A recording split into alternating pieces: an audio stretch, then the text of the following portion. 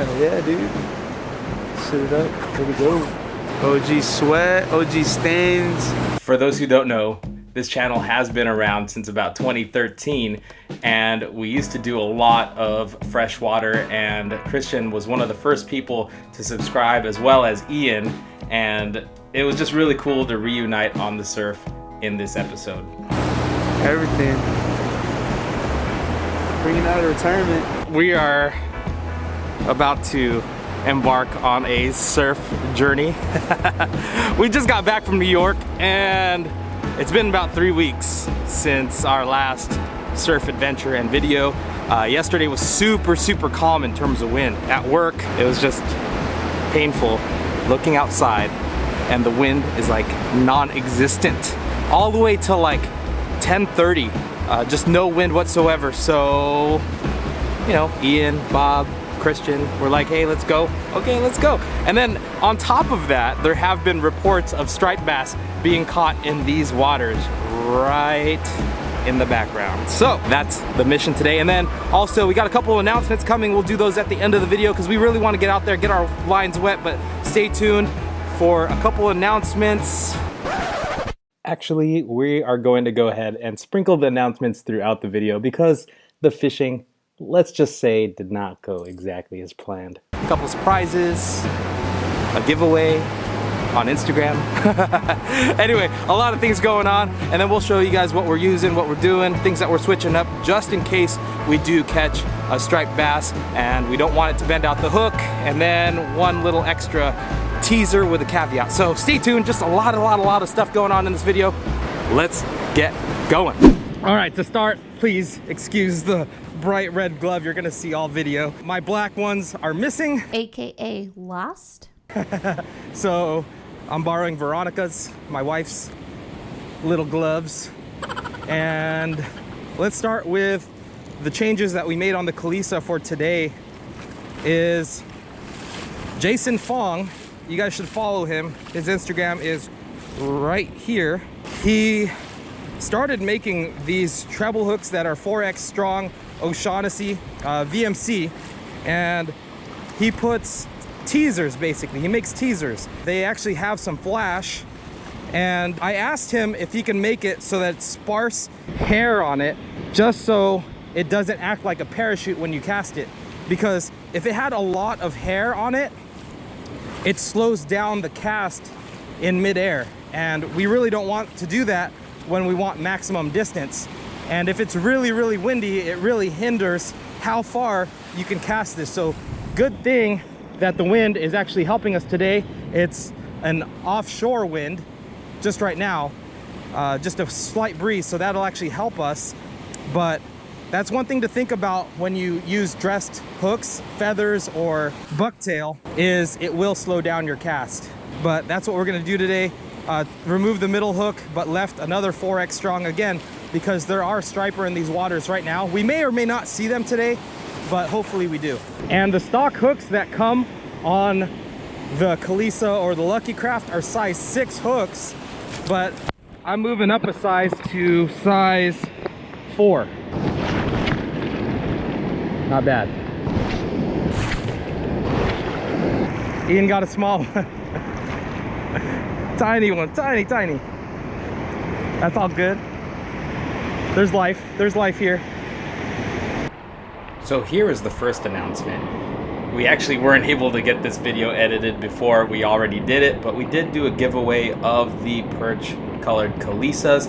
And what's really cool about this is we will continue to do these giveaways. So if you don't already follow on Instagram, our handle is hooktocook805. So go ahead and follow, because there's more giveaways to come. So at this point, our guys only caught a couple small ones, and I decided it was time to switch baits. And while it's here, I have this small tackle case that I keep with me to hold about 2 to 3 lures, so that I don't have to walk to the truck or go to my backpack to switch out the lures. And having that tactical angler clip really makes it easy to swap lures on the fly. So it's always a good idea to keep a couple of them on your person while you're out there. One thing I just noticed is it seems that this feathered treble does affect the action. if you were to do a slow constant retrieve, it reduces the wobble on the Kalisa. And one thing that it's allowing me to do is actually use it as a jerk bait, because it has a hard stop. That feathered treble slows it down in the water, and in these conditions I'm able to pop it to create that wobble and kind of work the strike zone instead of a slow constant retrieve, kind of jerk pause. So we'll see how that technique goes using the feathered treble one size up. That might be something cool to experiment with for sure. Way better with the waders, huh? Waders! I yelled that over to Christian because it was the first time ever wearing waders on the surf. I actually met him at Dick's Sporting Goods to help him pick it out, and this was his very first time using them. He was definitely stoked. So the conditions we're fishing is it's supposed to be about a 4.5 foot high tide at 11:19 today.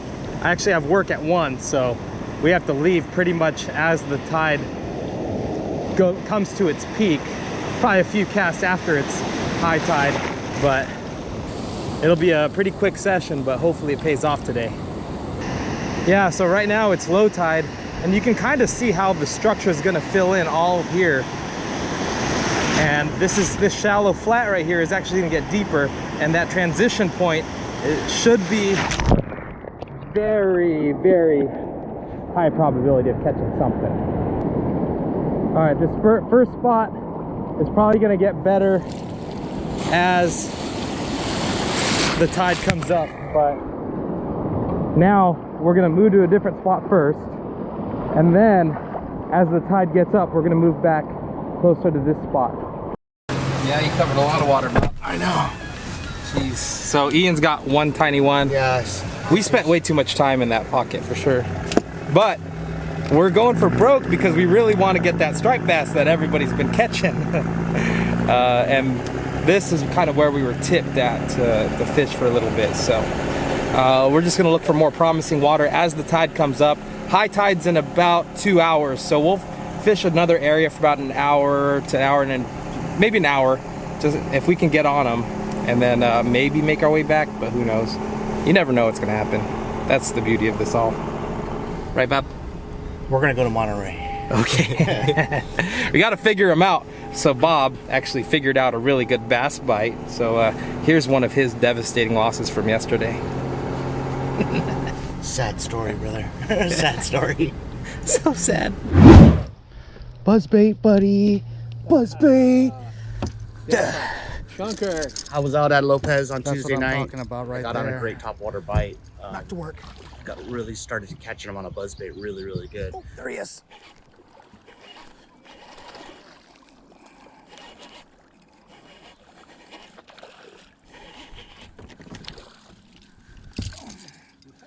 My buzzbaits were a little old, so the skirts were falling apart. So I had lost all my buzzbaits, and I gave my last one to my partner so he could throw it.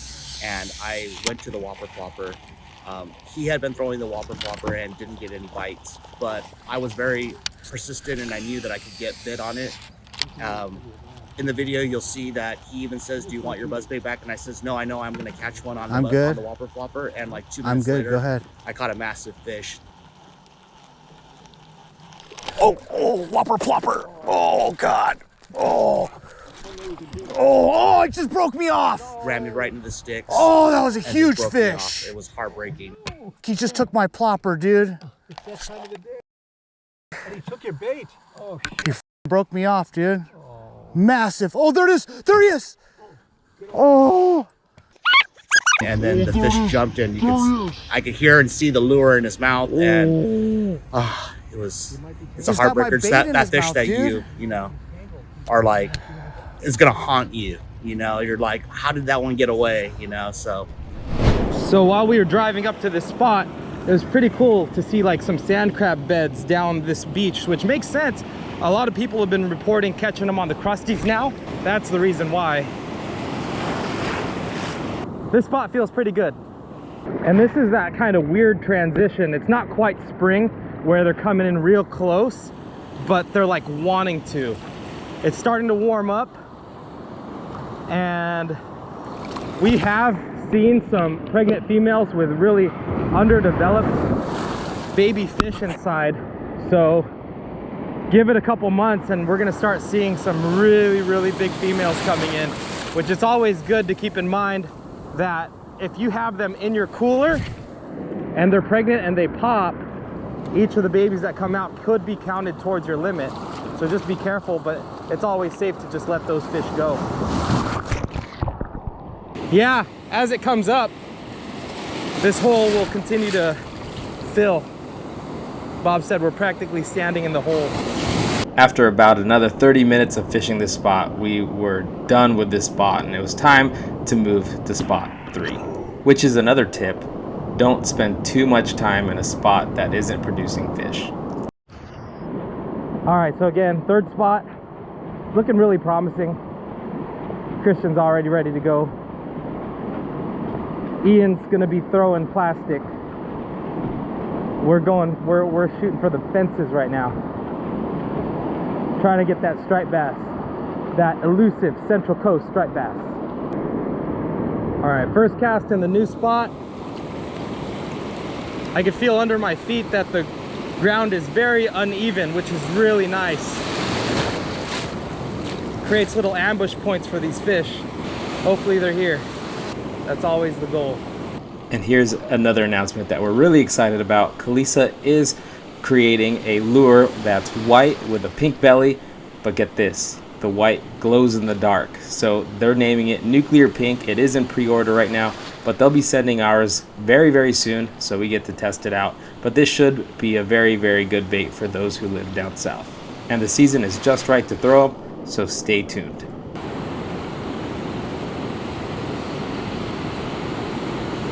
Oh, I finally got a hit. Gosh, it's been a while. Man. Bob just called Jacob and Rob, and they said it was really slow yesterday. So even if the conditions were ideal, good high tide, everything, even the moon phase, there's no moon last night, which leads us to believe that they were not feeding all night. So it's interesting that they're not biting. It just goes to show you that conditions can be optimal and still not get you not guarantee you are gonna catch some fish. And Bob and Ian have been casting some plastics, sliders and crusties, and still nothing yet. Yep, this just goes to show you that even ideal conditions don't guarantee you fish at all. It's like perfect. The wind is at our back. The waves are breaking right on shore, so we're able to cast over the back of the breaking waves and follow it in with the lure. And even the plastics aren't working right now. That's what Bob and Ian are throwing, and gosh, it's crazy. Hopefully it picks up, because we're about 2 hours now from high tide. Hopefully the bite starts to pick up. All that being said, there is one way to guarantee that you're gonna skunk, and that is if your lure is not in the water. So even if the day isn't going as planned, or you're not catching as many or any at all, the only way you can guarantee a skunk is if you're not fishing. So we're just gonna keep powering through this until we find them. Basically just casting, reeling while we walk right. Just covering water. Cast, reel in, walk about 10 feet, cast again. Oh, I just got one. There you go. Yes, finally. So that's what we were just talking about, is just walk while you cast and repeat that process until you get bit. Doesn't feel like a big one, but it's a fish. That's so funny. Oh, he took the whole size 4. That's good. All right, we might have a pattern going here. There you go.